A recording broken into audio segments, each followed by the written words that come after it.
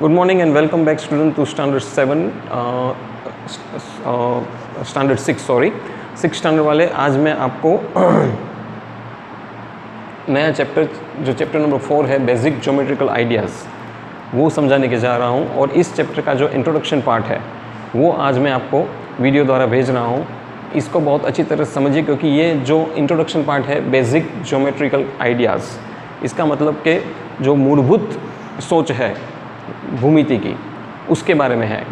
जो ज्योमेट्री यहाँ से तो शुरू होता है। अगर ये बेसिक चीज़ें आपको ज्योमेट्री में नहीं पता है तो फिर आप आगे का ज्योमेट्री नहीं समझ पाएंगे। इसलिए इस बेसिक कॉन्सेप्ट को बहुत अच्छी तरह से समझ लीजिए। इसके आगे आपको जो इसके एक्सरसाइज के सम्स है वो सॉल्व करने में बहुत काम आएगा।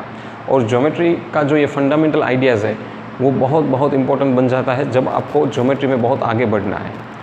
तो बच्चों, आज मैं आपको इंट्रोडक्शन पार्ट इस वीडियो द्वारा भेज रहा हूँ, इसको अच्छी तरह से समझिए। सबसे पहले तो मैं टाइटल को क्लियर करना चाहूँगा। मैंने आपको पहले भी बताया था कि हमारी मैथमेटिक्स वो 3 ब्रांच में डिवाइडेड है। मैथमेटिक्स की 3 ब्रांच है, 3 शाखाएँ हैं। एक अरिथमेटिक, दूसरा है अलजेब्रा और तीसरा है ज्योमेट्री। इसमें से हम आज ज्योमेट्रिक पार्ट को समझने जा रहे हैं। जिसको प्लस माइनस सब्ट्रैक्शन एडिशन वो सब जिस करने में इंटरेस्ट ज़्यादा है वो अरिथमेटिक के ऊपर ज़्यादा जोर दे। जिसका लॉजिक पावरफुल है, जिसको माइंड में कुछ बहुत जल्दी सोच आ जाती है कि जिस चीज़ की, उसको अलजेब्रा चूज़ करना चाहिए। और जिसको आर्किटेक्चरल वर्क में ज़्यादा इंटरेस्ट है, डिज़ाइनिंग बनाने में बहुत ज़्यादा इंटरेस्ट है, इंजीनियरिंग काम में ज़्यादा इंटरेस्ट है, उसको ज्योमेट्री की तरफ अट्रैक्ट होना चाहिए क्योंकि वो उनके लिए बहुत ज़्यादा काम आएगा।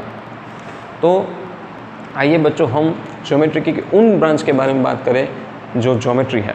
अब पहले ज्योमेट्री क्या है उसका मीनिंग हम थोड़ा डिटेल में समझते हैं। जियोमेट्री शब्द जो है वो 2 अलग अलग शब्दों से बना हुआ है, एक जियो और एक मैट्रिक। तो जियो का मतलब अर्थ, ये ग्रीक शब्द से लिया गया शब्द है, और मैट्रिक मतलब मेजरमेंट। तो जियोमेट्री का पूरा अर्थ होता है मेजरमेंट ऑफ द अर्थ। तो मेजरमेंट ऑफ द अर्थ मतलब हमें पृथ्वी का मेजरमेंट लेने की बात यहाँ पे नहीं की गई है, लेकिन हमारे अर्थ के अंदर जितनी भी सारी भी चीज़ें हैं, जो भी हमने नेचर ने दी है, मैन मेड ने दी है, उसका मेजरमेंट किस प्रकार से लिया जाता है, कैसे हमें उपयोग में आता है, डे टू डे लाइफ में हमें ये ज्योमेट्री कहाँ पे काम आता है, वो देने का उसके पीछे उसका आइडिया है और उसका मीनिंग भी वही सूचित करता है। तो आइए ज्योमेट्री का अर्थ समझने के बाद हम बेसिक कॉन्सेप्ट समझते हैं ज्योमेट्री का, जिसके ऊपर पूरा ज्योमेट्री खड़ा हुआ है। तो सबसे पहले कुछ पॉइंट्स है जो मैं आपके साथ डिस्कस करना चाहूँगा कि geometry begins with the point. Geometry की शुरुआत पॉइंट से होती है क्योंकि पॉइंट से ही सारी चीज़ों की रचना हुई है। इसलिए point is the basic and fundamental unit of geometry. हालांकि मैं मानता हूँ कि जो पॉइंट है उसको ना तो आप मेज़र कर सकते हो, ना तो उसकी लेंथ होती है, ना तो ब्रेथ होता है। It is unmeasurable. फिर भी जिसका हमें मेजरमेंट सीखना है वहाँ से शुरुआत होती है। सोचिए आप। So point basic unit of geometry है। यो मैंने पॉइंट आपको इसलिए दिया है। पॉइंट से ही सब कुछ बनता है। मैं एक पॉइंट से लाइन खींच सकता हूँ, लाइन सेगमेंट बना सकता हूँ। अगर मैंने लाइन और लाइन सेगमेंट पॉइंट्स के द्वारा हो सकता है तो फिर बाकी सारा काम आपका ज्योमेट्री का मेजरमेंट का हो सकता है। इसलिए पॉइंट को बेसिक यूनिट माना जाता है। अब नेक्स्ट मेरा है नंबर 2 पर अ लाइन। तो व्हाट इज़ अ लाइन? तो बहुत सारे पॉइंट मिलकर लाइन बनाते हैं। अब देखो लाइन में क्या होगा, मैंने यहाँ पे डायग्राम समझाया है, दोनों तरफ एरोस दिखा रहे हैं। तो ये एरोस क्यों दिखाया है, वो क्या सूचित करता है, वो समझने के लिए आपको थोड़ा दिमाग चाहिए। इस तरफ का एरो ये सूचित करता है कि आप इस डायरेक्शन में एंडलेसली लाइन को खींच सकते हो, और इस तरफ का एरो आपको ये सूचित करता है कि इस तरफ, मतलब दोनों तरफ लाइन को आप एंडलेसली खींच सकते हो। That is why line geometry में ऐसी चीज़ है जिसको आप ना तो मेज़र कर सकते हो, ना तो आप इसको सीमित कर सकते हो। क्योंकि जो चीज़ सीमित नहीं कर सकती है इसको आप कैसे मेज़र कर सकते हो। इसलिए line is called an infinite. Line को हमेशा इनफाइनाइट बताया जाता है। तो ये line extended on both the sides endlessly, वो मैंने शॉर्ट में यहाँ पे लिखा है। It can be extended on both the sides it is unmeasurable and it is infinite. ये 4 पॉइंट आपके दिमाग में हमेशा होना चाहिए जब आप लाइन की बात कर रहे हो। और लाइन को सिम्बॉलिकली इस तरह से प्रेजेंट किया जाता है, ये भी याद रहे। पॉइंट को अगर मुझे सिम्बॉलिकली प्रेजेंट करना है तो सिर्फ एक डॉट करूँगा, ओके। तो ये पॉइंट, ये है line. Next point is line segment. और line segment is nothing but a part of a line. वो लाइन का ही एक भाग है। तो लाइन के एक भाग को मैंने यहाँ पे ड्रॉ किया तो वो लाइन सेगमेंट बना। सेगमेंट का अर्थ होता है उसका हिस्सा। तो जो बड़े हिस्से, मैंने आपको पहले भी समझाया था कि जो कोई एक बड़ा हिस्सा होता है उनका कोई छोटा सा पार्ट हमेशा उनसे छोटा होता है। तो जब वो छोटा होता है तो लाइन में, देखो मैंने एरो नहीं बताया है लाइन सेगमेंट में, तो उसका साफ मतलब है कि वो मेजरेबल है। तो line segment is always measurable, it is not infinite, it is a part of a line. ये 3 मुख्य पॉइंट है उसके। और it has 2 and points, 2 and point है। एंड पॉइंट है मतलब ये सीमित है। एंड पॉइंट का मतलब उसकी सीमितता दिखा रही है। तो आप जो चीज़ की सीमितता है इसको हम हमेशा मेज़र कर सकते हैं, इसलिए लाइन सेगमेंट को आप मेज़र कर सकते हैं, वो इनफाइनाइट नहीं है। अब नेक्स्ट पॉइंट पर आता है इंटरसेक्टिंग लाइंस। इंटरसेक्टिंग लाइन किसको कहते हैं? If 2 lines crossing each other having common point. अब देखो 2 लाइन है, क्रॉस कर रही है एक दूसरे को, और इन दोनों का क्रॉस का एक कॉमन पॉइंट है, यहाँ पे ही वो क्रॉस कर रही है, दूसरा कोई कॉमन पॉइंट है ही नहीं। तो ऐसी लाइन को इंटरसेक्टिंग लाइन कहते हैं। अब देखो जैसे हमने पॉइंट देखा, लाइन देखा, लाइन सेगमेंट की बात की, इंटरसेक्टिंग लाइन की, तो ज़रूर बच्चों आपको क्वेश्चन होता होगा कि सर ये सब आप समझा तो रहे हो, लेकिन इसका प्रैक्टिकल लाइफ से क्या लेना देना है और कहाँ पे ये सब देखने को मिलता है? बहुत सारी जगह से बच्चों। देखो लाइन है, पॉइंट है, ये हर एक चीज़ आपको कहीं ना कहीं नज़र आएगी। बहुत सारी चीज़ पॉइंट जैसी है। जैसे कि मैं आपको बताऊं, आपकी जो पिन है, पिन आप समझते हो, सुई, उनकी जो शार्प एंड है, पता है वो ऊपर का जो भाग है वो पॉइंट है। प्रैक्टिकल लाइफ में कितना छोटा सा बनाया है वो, दैट इज़ पॉइंट। दूसरी चीज़ लाइन। लाइन मतलब आप जो ये यूनिवर्स, ये दुनिया, हमारा वर्ल्ड कितना लंबा है, जहाँ तक आप नज़र डालो आपकी नज़र नहीं पहुँचती कि वहाँ पर एक्सटेंड है दोनों side, right? That is nothing but a line. Line का ही कॉन्सेप्ट है। लाइन सेगमेंट बहुत सारी जगह पर देखने को मिलेगा आपको। आपके आसपास नज़र डालो, हर जगह पर लाइन सेगमेंट। आपकी दीवारें, कोना देखो, सीधी सी लाइन है। आपकी खिड़की देखो, आपके डोर्स देखो, आपके बेंचेस देखो, आपकी बुक्स देखो, हर जगह पर लाइन का कॉन्सेप्ट दिखा रहा है। जैसे कि मैं आपको बताऊं, ये डस्टर है, तो डस्टर में देखो ये लाइन दिख रही है, ये लाइन दिख रही है, कितनी सीधी है।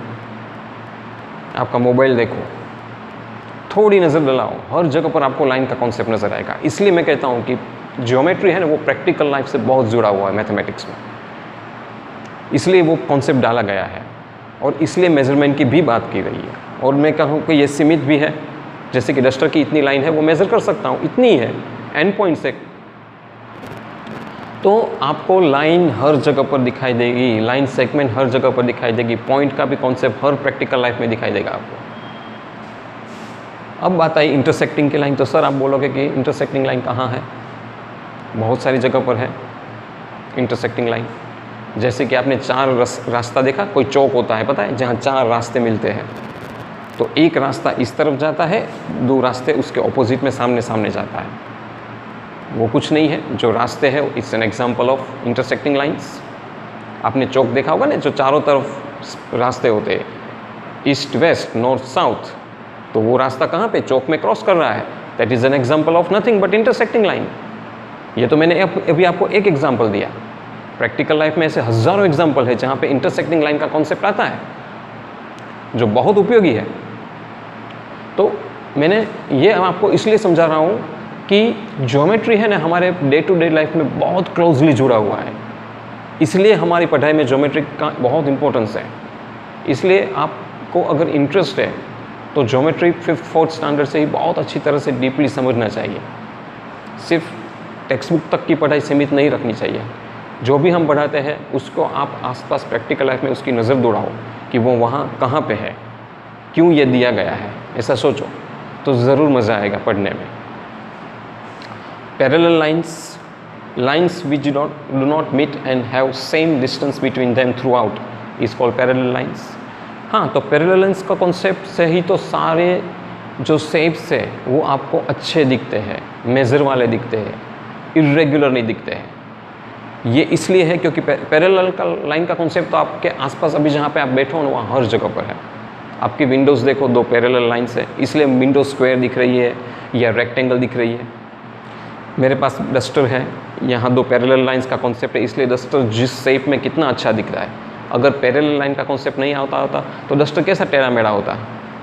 दीवारें जो आप सीधी बन रही है, आपकी डोर्स पैरेलल लाइन का एग्जांपल है, आपकी छत पैरेलल लाइंस का एग्जांपल है, आपकी बेंचेस, आपके डेस्क, हर जगह पर पैरेलल लाइंस दिखने को मिलेगी। आप नज़र दौड़ाओ, पैरेलल लाइंस याद रखो, ऐसे ऊपर नीचे जहाँ मैं ड्रॉ कर रहा हूँ, और ये 2 डिस्टेंस की बात हो रही है यहाँ पे। ये डिस्टेंस जहाँ तक लाइन होगी वो सेम ही रहेगा, कभी कम नहीं होगा। और ये 2 लाइन कभी मिलेगी नहीं। डस्टर में ये जो लाइन सेगमेंट है कभी मिलेगी, कभी नहीं मिलेगी। आपकी दीवारें है, उसकी 2 लाइन है, वो कभी मिलेगी, कभी नहीं मिलेगी। जो डोर्स में जो पैरेलल लाइन्स खींची है कभी मिक्स हो सकती है, नहीं हो सकती है। पैरेलल लाइन के कॉन्सेप्ट से हर एक शेप बहुत ही वंडरफुली क्रिएट किया गया है, और सिर्फ दिखावे के लिए वंडरफुल ही नहीं, उसके पीछे भी रीज़न है कि वो स्क्वायर में है, जिस साइज़ में है, इसलिए वो अच्छी तरह से बंद हो सकता है और खोलने में और बंद करने में आपको आसानी रहती है। आप सोचो, अगर पैरेलल लाइंस की ये चीज़ें इस कॉन्सेप्ट में नहीं होती तो आप दरवाज़ा बंद करने में, खोलने में बहुत दिक्कतें आती है आपको। तो एक छोटा सा एग्जाम्पल मैंने आपको समझाया। वास्तविक दुनिया में तो इसका बहुत सारा प्रयोग है, बहुत सारा उपयोग है, जो हमारे जीवन को बहुत अच्छी तरह से छूता है। तो पैरेलल लाइंस वेरी वंडरफुली बहुत इम्पोर्टेंट है, बहुत अच्छा है। और एक चीज़ है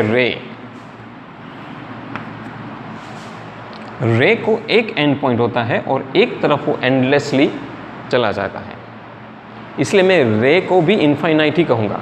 भले एक तरफ एंड पॉइंट है, वो उनका शुरुआती पॉइंट है, और इसको भी हम मेज़र नहीं कर सकते। एक तरफ इनफाइनाइटली जा सकता है, मतलब how can be measure, it has no end point. हाँ, एंड पॉइंट है लेकिन एक तरफ है, 2 तरफ नहीं है, इसलिए मेज़र करना पॉसिबल नहीं है। तो सूरज की किरणें जो है हमारी रे का एग्जाम्पल्स है, आपकी आर्टिफिशियल लाइट रे का एग्जाम्पल है।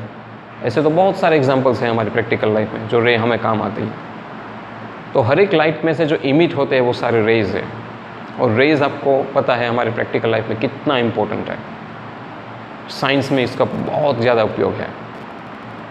तो बच्चों, आज मैंने ये बेसिक ज्योमेट्रिकल आइडियाज़ और कॉन्सेप्ट आपको समझा है। होपफुली सो कि आपको ये समझ में अच्छी तरह से आया होगा। इस वीडियो को बहुत अच्छी तरह से देखिए, क्योंकि मैंने कहा कि ये फंडामेंटल कॉन्सेप्ट है ज्योमेट्री का। यहाँ से ज्योमेट्री की शुरुआत होती है और ये नींव है ज्योमेट्री की। अब इससे रिलेटेड अब जब हम एक्सरसाइज चालू करेंगे चैप्टर 4 की, मैं आपको रेगुलर वीडियोज़ आते रहेंगे आपको एक्सरसाइज के आगे से। अगर कोई डाउट हो तो मुझे ज़रूर ग्रुप में भेज देना।